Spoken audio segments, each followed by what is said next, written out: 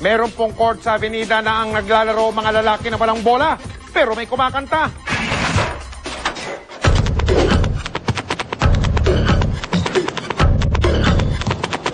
Patatagan, pagalingan, palakasan. Ang mga ito ang kailangan sa larong basketball ang paboritong sports ng mga kalalakihan. Dulot nito ay pawis at magandang pangangatawan. Sa isang court ang karaniwang lugar ng labanan.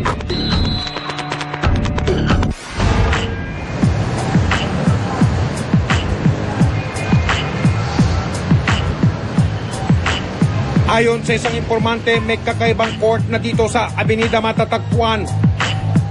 Men's Court ang pangalan. May Pilipino, and then Chinese, may babae, may bakla. Hindi ko masabi kasi halo-halo naman halos ang taong nasa loob. Covered court ito dahil nasa ikalawang palapag pa ang pintuan. Pumasok ang hidden camera ng investigador para magmanman.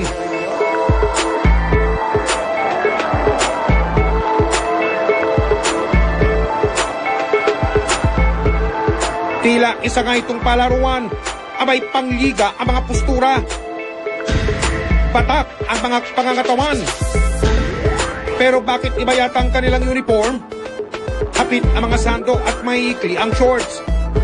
Imbis na rubber shoes, boots ang kanilang sapatos. Ang iba'y nakahubad pa. Ibang laro pala ang dito'y matatagpuan. Walang referee dito pero may sumigaw ng foul. Gibar, pang bakla. 350 entrance, walang beer. Hindi consumable yun. So, o-order ka doon. First order is 2 bottles, 200 pesos. Yun ang first order mo. Alas 10 ang simula ng laban. Unay nakadamit pa ang mga basketballista mananayaw pala. Sige sa pagkiling sa entablado habang ang mga manonood kanya-kanyang table sa mga lalaki. Pag nag-table ka ng isang macho dancer, ang bayad naman nun ay 320 per bottle. Kailangan makonsume nila yon within 5 to 10 minutes. Kailangan ubos nila yon. Then kapag hindi mo sila binigyan ng drinks, iiwanan ka nila. Matapos ang warm-up, simula na ng totoong laban. Halos wala nang saplot ang mga kalaban.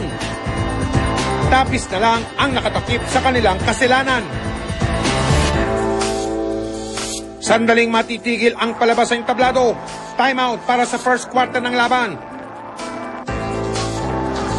At sa muling pagbukas ng ilaw, mas agresibo na ang mga manlalaro. Hubot-hubad na sa paglalaro.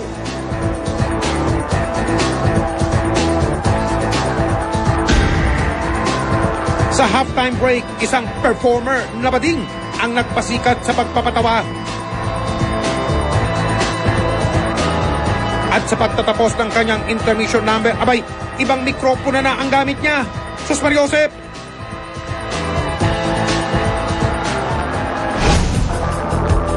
Sa pagpapatuloy ng laro, isang lalaki ang nagpakitang gilas. Bukod sa pagsayaw ng nakahubad, kakaibang exhibition ang ginawa niyang panggulat. Tutuluan ng kandila, titirikan ng kandila na nakasindi, nakatirik doon sa... Isang lalaki pang gustong umabol. Unay nagtali siya ng kadena. Makapigil hininga ang mga susunod na kanganapan. Itinali niya ito sa isang kahan ng beer. Tumayo at saka ininagayway. Ay, ay, ay! Pero hindi pa pala ito ang pinakatampok na palabas ng gabi. Ayon sa informante, may mas matindi pang magaganap sa ilang sandali. 2 lalaki, 4 na lalaki, yun yung magsushow sa stage na walang damit.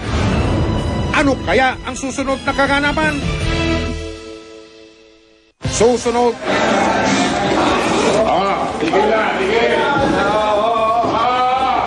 2,008 po yan, 2,008 po.